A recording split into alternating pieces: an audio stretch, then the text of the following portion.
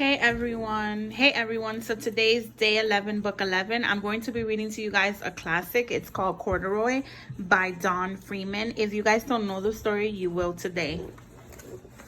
Corduroy, story and pictures by Don Freeman. Corduroy is a bear who once lived in the toy department of a big store. Day after day, he waited with all the other animals and dolls for somebody to come along and take him home.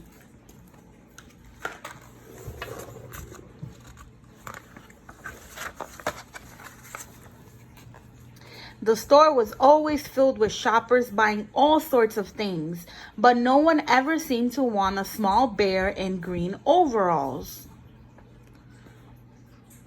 Then one morning, a little girl stopped and looked straight into Corduroy's bright eyes. "Oh, Mommy," she said, "look, there's the very bear I've always wanted." "Not today, dear," her mother sighed. "I've spent too much already.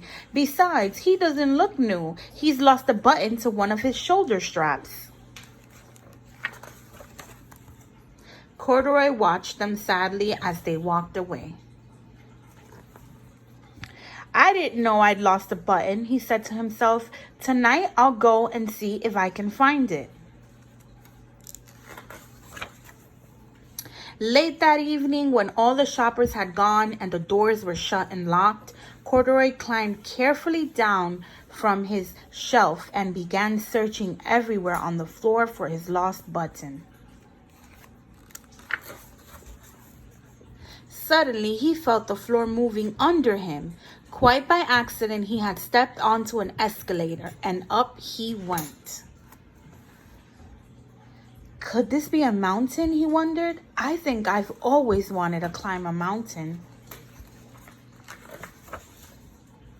He stepped off the escalator as it reached the next floor, and there before his eyes was the most amazing sight.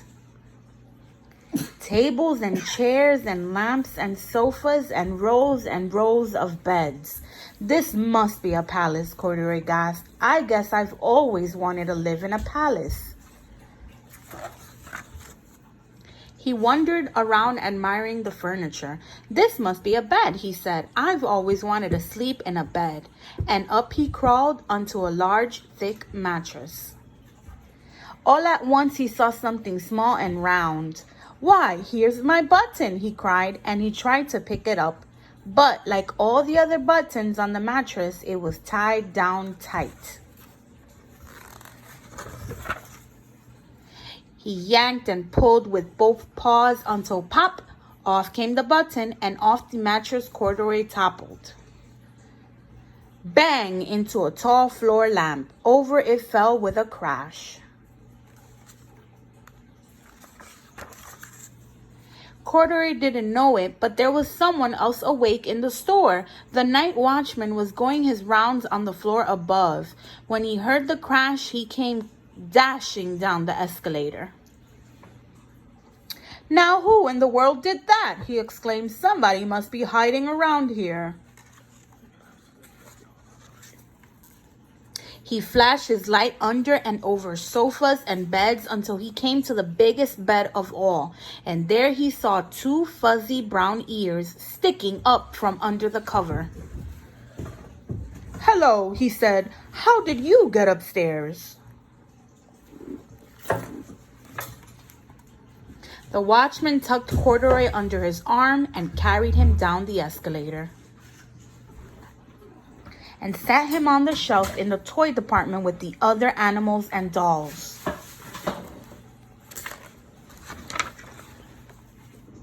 Corduroy was just waking up when the first customers came into the store in the morning, and there, looking at him with a wide, warm smile, was the same little girl he'd seen only the day before. "I'm Lisa," she said, "and you're going to be my very own bear. Last night I counted what I've saved in my piggy bank, and my mother said I could bring you home."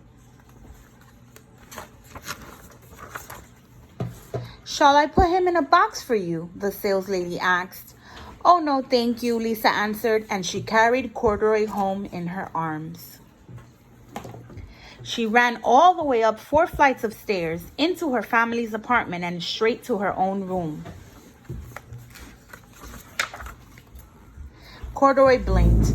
There was a chair and a chest of drawers, and alongside a girl-sized bed stood a little bed just the right size for him. The room was small, nothing like that enormous palace in the department store. This must be home, he said. I know I've always wanted a home. Lisa sat down with Corduroy on her lap and began to sew a button on his overalls. I like you the way you are, she said, but you'll be more comfortable with your shoulder strap fastened.